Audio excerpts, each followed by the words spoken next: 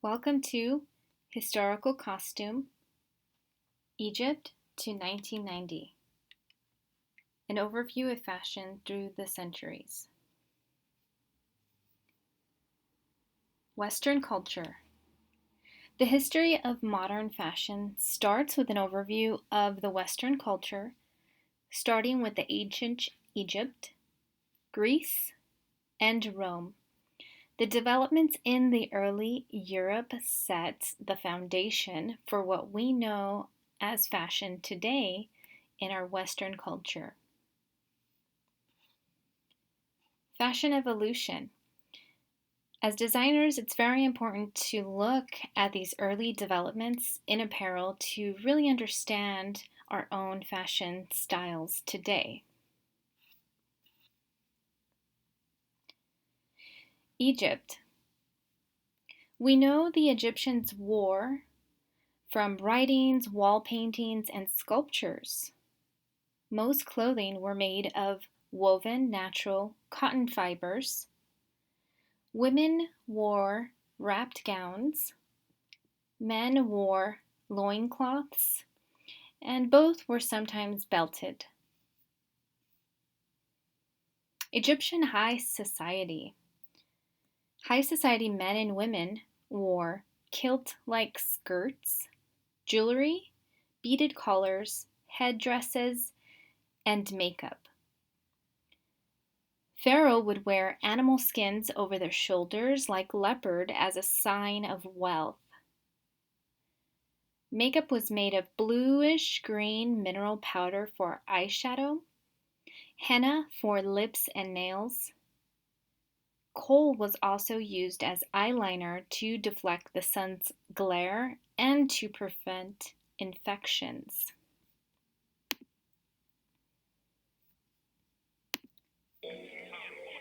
Cosmetics, including concoctions to prevent body odor and bad breath, were an integral part of everyday life for Egyptians. Used by both men and women, cosmetics were used as moisturizing ointments and sun protection as much as for beautification. Red ochre, a natural clay, was the most readily available cosmetic to tint lips and cheeks. Henna was used on nails and lips, and as hair coloring. It was also favored by richer women to decorate their palms and the soles of their feet.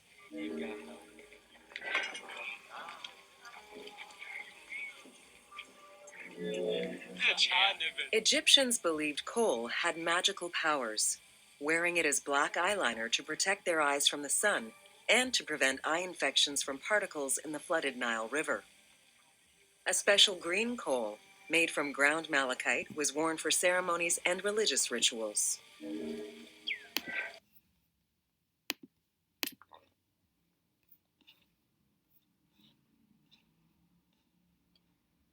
Egyptian women. Long, slender garments were knotted or woven with beads to create a pattern or design. Accessories consisted of wigs, headdresses, and jewelry. Greek. Garments were made from long, rectangular lengths of fabric that were wrapped around the body. Men and women wore himation. Later, the Romans translated that into togas, and that would continue this tradition. Grecian women had two staple garments: Doric chiton or iconic chiton types of gowns. Some were pinned with a fibula at the arm to create a sleeve-like effect. The waistline was sometimes tied with a girdle cord, and an overfold hangs in front and back to create drapery. Here's how to make a chiton. Different ways of folding that, so you can practice that on your own time. Moving on to Rome. Roman men wore long togas. A toga was cut with a curved edge down the long side of a rectangular to create a more flowing drapery. And a tunic or tunica was a garment was worn under the toga, and it was about knee length with a shape like a T. Roman women wore wrapped garments called a palla, the gown beneath a stola. White fabric was usually dyed with natural elements to create color during this time.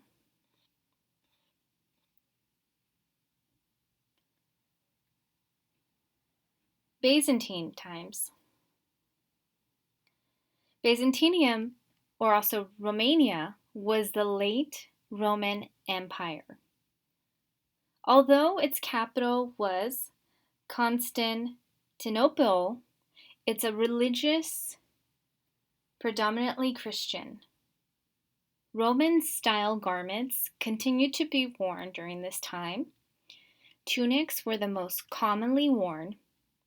Knee length and floor length were the most common. Wraps were worn by the women, and capes called a paldum matendum were worn over the tunics. There's a bit of history during that time. The name of this city in Turkey changed from Constantinople to Istanbul in 1930. Istanbul, Turkey is a bridge between the East and the West. Literally, part of the city is located in Europe and part in Asia. You can see the narrow separation of water right here. Boats go back and forth constantly, like a subway on the water. It became the capital of the Roman Empire when Emperor Constantine moved the capital here from Rome.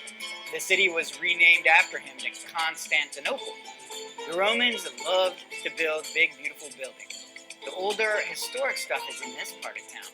Across the bridge is the younger, more modern part of town here.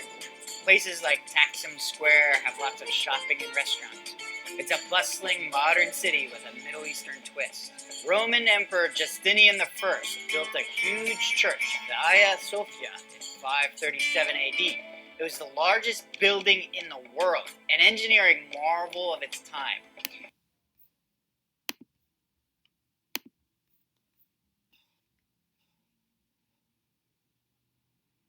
So Byzantine was very similar to our Romans and our Greeks with their tunics that they wore underneath.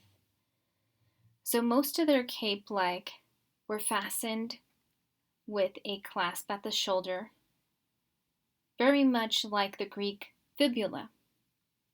The rich fabrics and jewelry of the court is seen in a mosaic of this period. Very heavy embellishment is seen on the capes here and our rectangular detail. Middle Ages, 500 to 1400. Men wore knee-length tunics with leggings. Capes are now known as mantles or cloaks. They were very popular for both sexes. Mantles, also hooded cloaks, were worn by kings that were called copes, and it was a very circular cape. Men wore both long tunics and short doublets. The doublet was buttoned down the center and was usually layered over an inner tunic.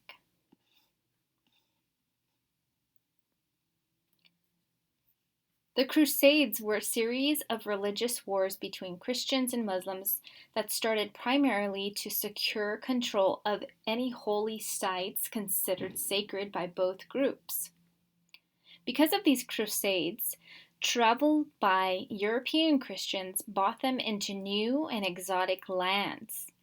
This also meant that colorful textiles and very rich fabrics were brought back and forth from these travels, along with their jewelry and new types of apparel from the Middle East and other parts of what now is known as Europe. Women of the Middle Ages. Heads were covered with wimple linen, wrapped the neck, and then was pinned to their hair structure above their ears. Then this was covered by a veil. Both were kept in place by valuable pins. This type of headdress really does remind me of Star Wars Princess Leia. Knights and royalty wore heraldry to show the identity and the family lineage. Women of the courts wore dramatic robes to keep out the cold drafts. The last ensemble we have here is in 2 layers. The first gown, or surcoat, and the second is a sideless surcoat, an underdress with sides cut out to reveal the inner part of the garment and is also lined in fur.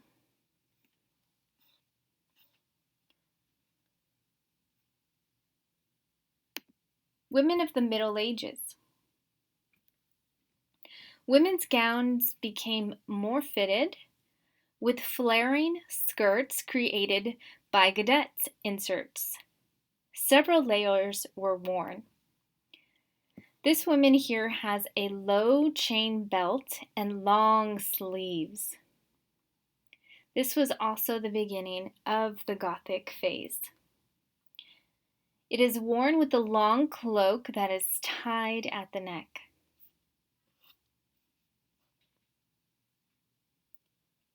Gothic, 1300 to 1450.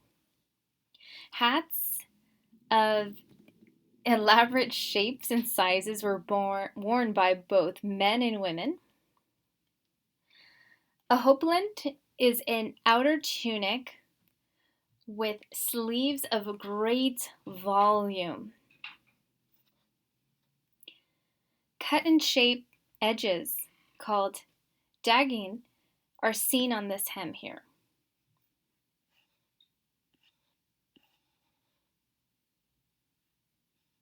Elongation of the silhouette was very fashionable during this time for both men and women. Men wore long pointed shoes called pattens with knitted hose and a short doublet jackets. Women wore gowns with very low necklines that showed the inner gown, high pointed henna's hats that were worn with a tailing veil. Other headwear styles concealed the hair completely, and often the eyebrows and the hairlines that were plucked for an even greater effect. Tailoring became more skilled during this time, and the garment structure really did develop. Textiles such as velvet, brocades were lined with luscious fur for the colder climates. Clothing became more flamboyant with the dagging and the scallop edges of any hems, and slashing came into play, where very small cutouts were exposed the inner layer of the fabric beneath. Renaissance, 1450 to 1550. Horizontal lines as the silhouette with the width of the men's robes, shoes, and the wide flat hats all contributed to this very wide look. Furthering Gale is a cone-shaped silhouette. It's created by a series of widening hoops under the skirt. I don't know, honey. The center front is split open to reveal a very rich petticoat beneath. A ruff is also worn at her neck. Elizabethan times, 1550 to 1600. Queen Elizabeth was a fashionable queen. Her styles were copied by the merchants' class. French farthingales were very popular. It's a gown that has a stiff single hoop frame for the skirt. This creates a wheel or a barrel type effect. And a stomacher is the stiff triangular shape at the bodice front used to create an hourglass silhouette. I have a few videos actually. First one is, okay. So for the men, the ruff, which was worn by the men and women and also children, evolved from a very small fabric ruffle that had a drawstring neckline from the shirt or chemise. By the end of the 16th century, the term band applied to any long strip of neckcloth that was not a ruff. This is the first remnants of the actual modern-day necktie.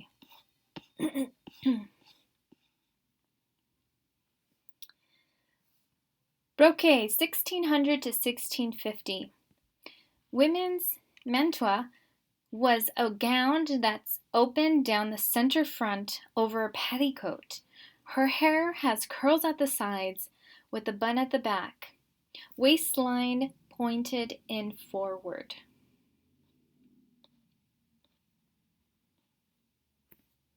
At the end of the 1600s, women wore their gowns pulled back in front to show the petticoat that often had embroidery or even ruffles and ribbon. A bustle is a type of framework used to expand the back fullness or even to support the drapery of the back of a woman's dress. Bustles were worn under the skirts in the back, just below the waist, to keep the skirt from dragging. 17 to 1800s, that bustle evolved into women wearing panniers or side hoops undergarments worn in the 17th to 18th century to extend the width of the skirts at the side while leaving the back relatively flat. This was to display all of the embroidery and detail that the gown had in the front. A stomacher is often worn in front,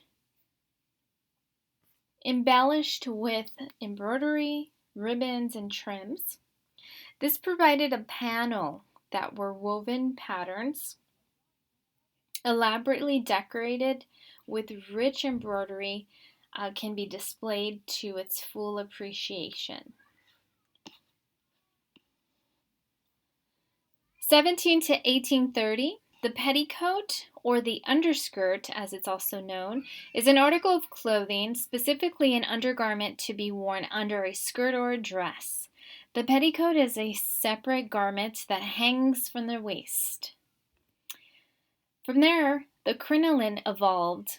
It was originally a stiff fabric with the weft of horsehair and the weft of horsehair and the warp of cotton or linen thread.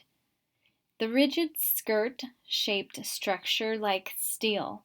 It was designed to support the skirts of women's dresses into a required shape. And I always love showing this. Look at this detail of how you get a woman into this crinoline. Of course, she'll need lots of help to get into it. And once she's in it, you do need quite a bit of space to walk into any doorways. So let's see a few undercoats, petticoats, panniers in the exhibit of Fashioning the Body. Fashioning the Body, an intimate history of the silhouette. The exhibition will present the many devices and materials of undergarments in the West, from the 17th century to today, including panniers, corsets, crinolines, bustles, girdles, and push-up brassieres. The exhibition will also look at how lacing, hinges, straps, springs, and stretch fabrics have been used to alter natural body forms. The purpose of such garments has remained consistent: to flatten the stomach, compress the waist, support the bust, lift the breasts, and sometimes flatten them, and add curves to the hips. In short, comfort was superseded by appearance. The exhibition will also include garments for children, who wore corsets beginning in the 17th century. And our last video here. Oh, I think that's the last one for this era. Okay, so moving on to the Victorian era, 1837 to 1901. The fainting room was a private room of which its main feature furniture were fainting couches used during the Victorian era to make women feel a little more comfortable during their home treatments or pelvic massages. One theory of this fainting couch is that when women were actually fainting because of their corsets that were laced too tightly, thus restricting the blood flow. And here we have two side-by-sides of the ideal female woman without a corset and the second one displaying a very tight-fitting corset. So moving on to the men, breeches cover the body from the waist down, with separating coverings for each leg, usually stopped below the knee. The frock coat is a men's coat characterized by its knee-length skirt, often cut just above the knee, all around the base, very popular during the Victorian and Edwardian period. The tailcoat is a coat the front was a cutaway so that it would leave room in the rear section of the skirt known as the tails. Historically, reasons for this coat was to cut this way was to make it easier for men who rode horses. A waistcoat, commonly called vest, is a sleeveless upper body garment. This was worn over a dress shirt and typically accompanied by a necktie or below a coat that is part of a men's formal wear. 1890s. The Gibson Girl was a very popular media figure. She was invented of an illustrator. Her style was very American, sporty, smart, educated, and clean fashion silhouettes. The end of the 19th century saw radical changes from fashions for the 100 years earlier. Sleek suits were worn by wealthy men. Garments were sewn by professional tailors on a sewing machine. Factory-made sporting clothing available for bike riding, tennis, golf, boating, and other types of automotive driving during that time.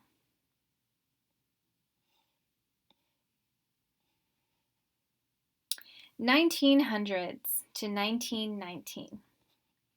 Brooks Brothers introduced their #1 sack suit. This version of the sack suit became an iconic model for American upper-class ready-to-wear version of the English lounge suit. The hobble skirt was a skirt with a narrow hem that significantly impaired a wearer's stride, and it was a short-lived fashion trend, I wonder why, around the early 19th century. The cloak hat is a fitted bell-shaped hat for women that was invented in 1908, and it was especially became popular from its name that diverted from a French word that meant bell.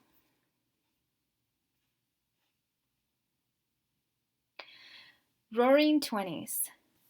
1915 The very first U.S. coast-to-coast long-distance telephone call was made by A.G. Bell in New York and his former assistant that was in San Francisco.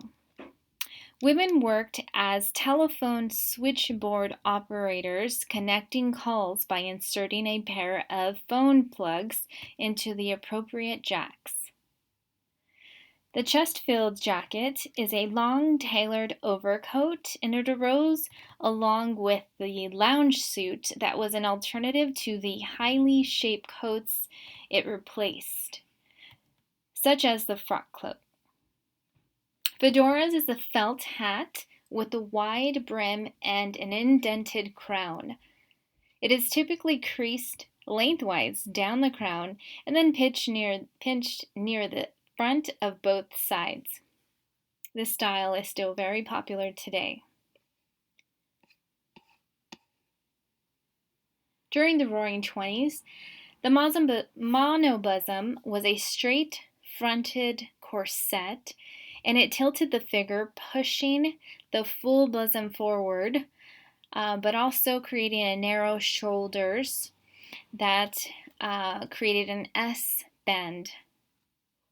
Hemlines also rose just above the knee for the very first time, and corsets and bustles began to pile up in the trash cans and were replaced by more practical and comfortable bra and underwear.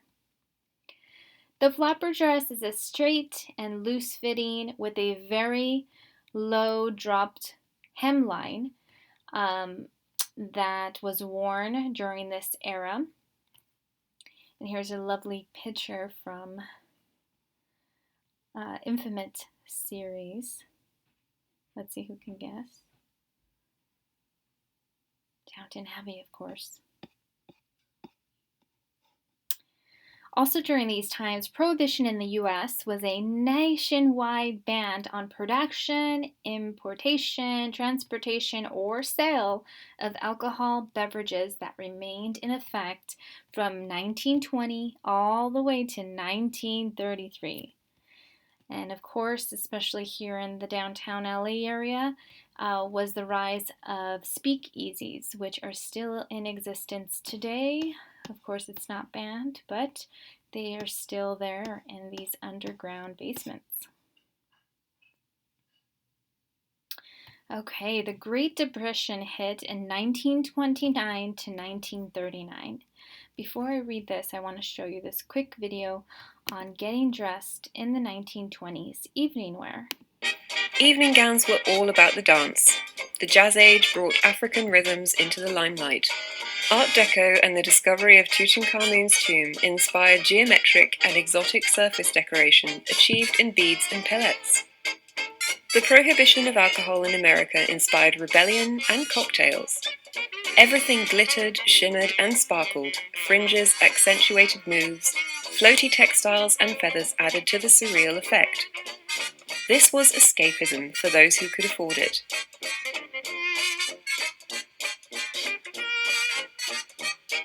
For the young men of Europe, and to some extent America too, so recently fighting for their lives in mud and blood-steeped trenches, this was a way of suppressing memory and moving on.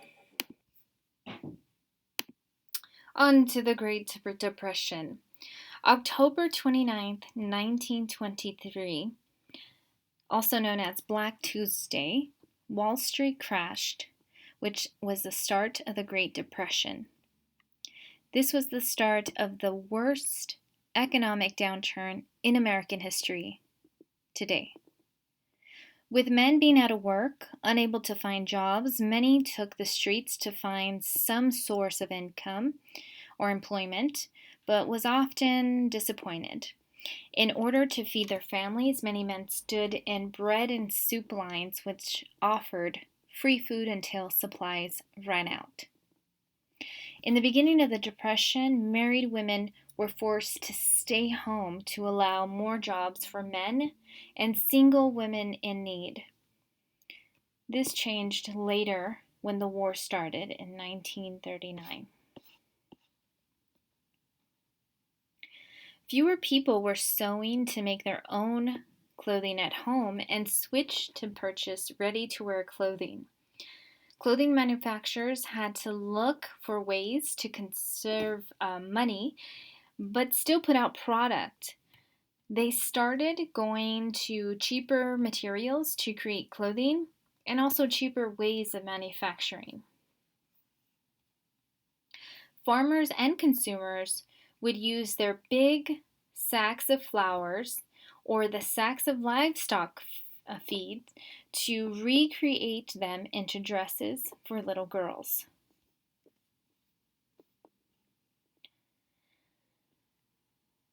(1929 to 1939). Double-breasted suits refers to a wide, overflapping front flaps and two parallel columns of buttons. In most double-breasted coats, one column of buttons is decorative and the other is functional. The zoot suit also emerged around the early 1940s, and they're characterized by a full-legged, tightly cuffed trouser and a long coat with wide lapels and very heavily padded wide shoulders. The Windsor tie in the 1930s American fashion was dictated by the Duke of Windsor, who opted to tie their knots in a manner that was formed a wide triangular knot. This fashion sense was adopted quickly and was considered more comfortable and relaxed. The war years of 1939 to 1945. World War II draft started in 1940, which required all men between the ages 21 to 45 to register for military duty. This was the first peacetime draft in U.S. history. With that came Rosie the Riveter in 1943. It was an illustration that encouraged women to take over the jobs of men as they were fighting the war. Women went to work in factories to support the war efforts in building bombs and sewing parachutes. I found these images fascinating. They're actually building bombs. Between 1940 and 1960, the number of women doubled, raising from 15% of the workforce to 30%. Working moms increased to 400% due to their husbands being deployed. This is the largest employers of women during the World War II that were employed by airplane manufacturers such as Boeing or Douglas Aircraft Company. Here are some images of the women at work manufacturing. Fashion and beauty during the war years. To conserve materials of valuable resources for the World War II troops, nylons, like nylon stockings, disappeared from view. Manufacturers of hosiery pivoted to making parachutes for the war. You see these ladies sewing up parachutes and the soldiers holding their packs. Since very little silk and nylon was available during World War II in the U.S., women started painting faux nylon silk stocking lines with gravy juice onto other women's legs. Later, in 1944, beauticians improvised and started opening up bare leg beauty bars at department stores, which consisted of painting stockings to their customers' skin tone. The end of the war was 1946. Late 1940s, Americans in their childbearing ages had weathered the Depression and the devastating war. Men returned home, and most women went back to work in the home. They got married, they started families, and in turn, the baby boom era started. This was a temporary increase in the birth rate. Look at all these nurses 2 nurses for all these babies. Isn't that crazy? So baby boom era started in 1946 to 1950. After the war, women were encouraged to become homemakers again. Christian Dior introduced his new look, 1947, and the key elements were full skirts and whimsy waist with soft shoulders. The men went back to work in sport coats, also known as sport jackets. This men's casual lounge jacket, designed to be worn on its own without matching trousers, traditionally for sporting purposes. The bikini also became very common, dated 1946, when partly due to the material rotation of World War II, the name of its design borrowing from the Bikini Atoll, where post-war testing on the atomic bomb were taking place. 1950s. Poodle skirts were tight at the natural waist and either very full or very fitted. 1950 skirts were voluminous, with an aid of a stiff petticoat and a hoop skirt underneath. The Chanel suit jacket is a cardigan-style jacket trimmed and decorated with black embroidery and gold-colored buttons. Hot pants were also very popular, also known as capris or crop pants. And this was a mid-calf pants worn by women during warmer weather.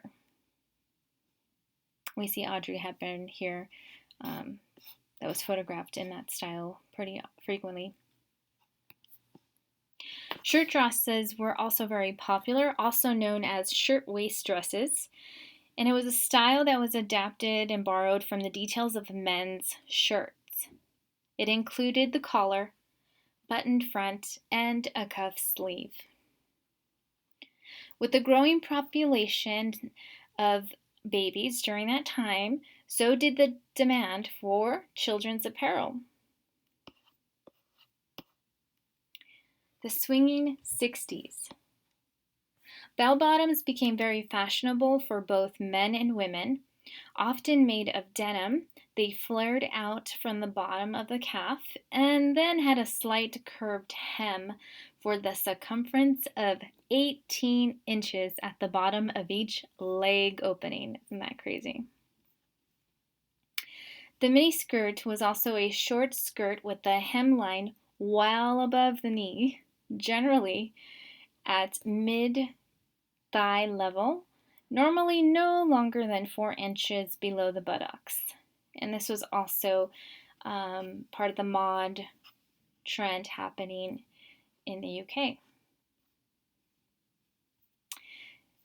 Disco fever, 1970s.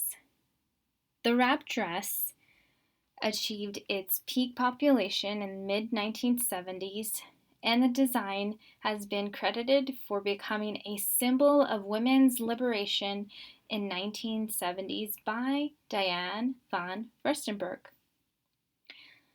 Polyester was overwhelmingly common fabric of choice for leisure to evening suits, but natural fibers did have a favorite part during the organic flower child look. Nylon, acrylic, acetate, rayon blends, there are all other synthetics that were very common during that time. You gotta make sure you have a permanent press on your pants when you're dancing down that Soul Train line or that disco. Breakdancing, 1980s. Leg warmers are coverings for the lower legs, similar to socks, but much thicker and generally footless. They originated from dancewear. Parachute pants was a style of trousers made of ripstop nylon. Parachute refers to the pants' synthetic nylon material. It was also a fad in the 1950s with the increased popularity of breakdancing. It was actually a very slippery material that allowed you to move freely from the silhouette of the pants and the slickness of the fabric they were using. Grunge and rap in the 1990s. The flight jacket, or also known as bomber jacket, refers to a garment originally created for pilots and then eventually became very popular in apparel during 1980s and 90s. The boyfriend jacket fashion is borrowing and wearing your boyfriend's clothes, his distressed jeans, t-shirts, dress shirts, blazers, cardigans, jackets. The trend expanded when many brands, such as Gap, began to create boyfriend silhouette styles that were inspired by men's fashion. And that's the end of our historical costume, Egypt to 1990s.